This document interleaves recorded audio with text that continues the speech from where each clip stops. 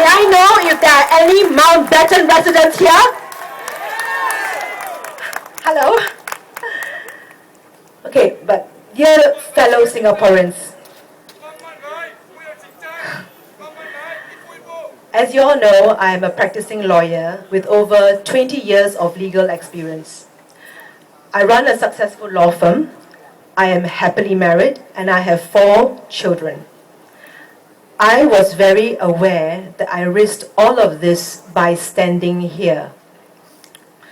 But the more I witnessed firsthand how crowded our private and common spaces have become, the more I became affected by the relentless rising cost of living, the more I realized how disconnected from Singapore our young ones have become, and the more I considered the effects that policies of the PAP-led government had on people, policies which created heartaches and hardships for many of us, I had to stand up.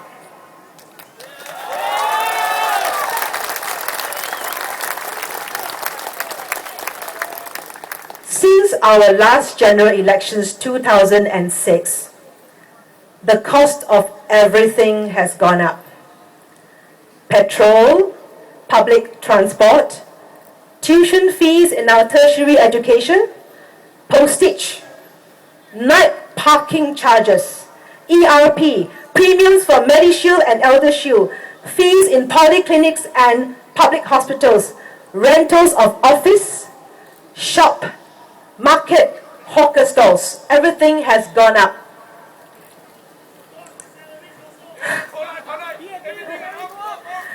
In their worldwide cost of living survey, Mercer has ranked Singapore as the 11th costliest country in the world. But companies like Singapore Power, SBS, SMRT, companies which provide our country with essentials like utilities and transport, which are in essence monopolies, the profits of these companies go up year on year. Last month, SP Services announced that electricity will increase starting from 1st April. Now, in the same report, it was stated that the government has taken steps to keep inflation in check by persuading hawkers to refrain from increasing prices.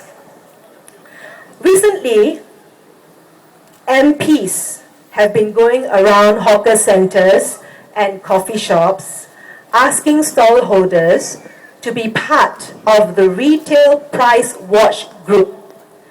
They have asked them to promise to maintain their prices. The retail price watch group said that they were encouraged to see these businesses taking the trouble to help Singaporeans mitigate their increase in prices. 4 days ago, Miss Tin Pei Ling,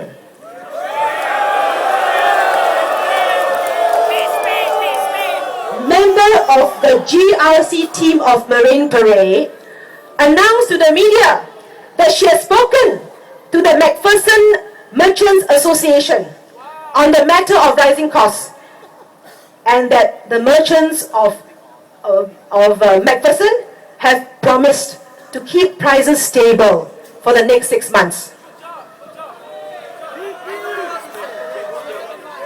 Ms. Tin said she hoped the move would help residents cope with the rising cost of living.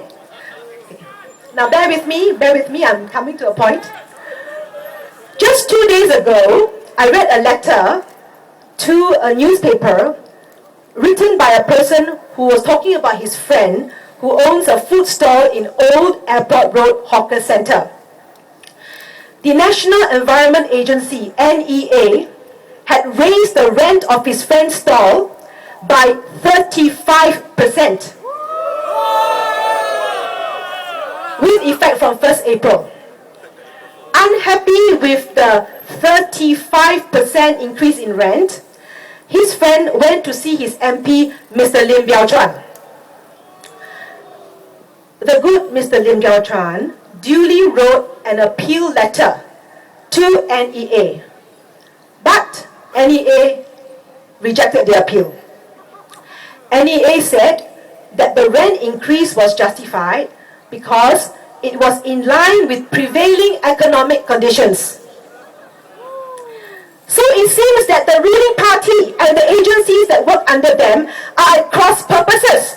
On one hand, we have MPs talking to merchants and associations to keep prices down, and MPs writing letters of appeal to reconsider price increases of store rentals, while on the other hand, you see agencies wanting to raise the rental of stores to be in line with prevailing economic conditions.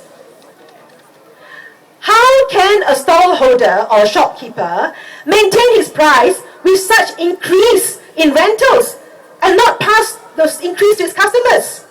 So, coming back to Ms. Tin Pei Ling, her well-meaning efforts to rally a pledge from merchants and hawkers of McPherson to freeze prices for the next 6 months.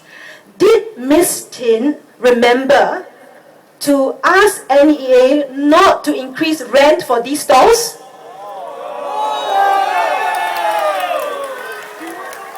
If Ms. Tin Pei Ling did not remember to do that, then the NEA can always raise rent at any time on the basis that they have to stay in line with prevailing economic conditions. Then this will leave the merchants of McPherson with a dilemma.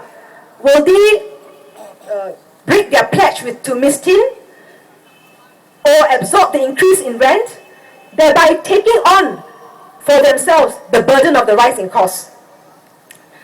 So these are questions. It is for all these reasons that there must be more opposition in Parliament.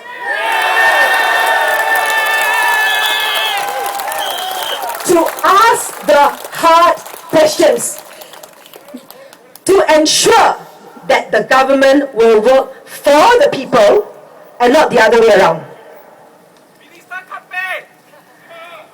Dear voters of Mounbatten, this is a time like never before. 这个大选是很宝贵的机会. For the first time in 20 years, you are now able to vote. You have not been able to vote for the last 20 years because of the GRC system, which has denied your right to vote, your right to choose.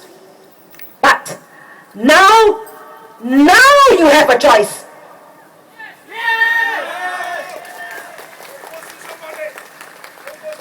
Now you have the power to make things right for yourself and your loved ones. Now you have the power to say, enough is enough. Yeah. If elected, I promise that I will be your voice in Parliament.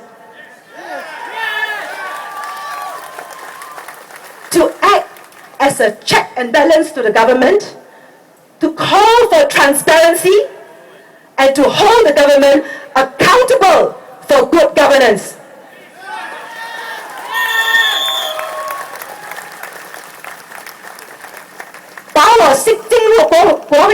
Send me into Parliament so that at last we Singaporeans will have a say over issues that affect us all.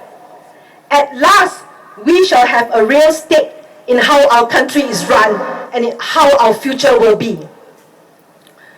A vote for me is a vote for change. Vote for your future. Vote for your loved ones. Vote for Mounbatten and vote for Singapore. Thank you. Thank you, Jeannette.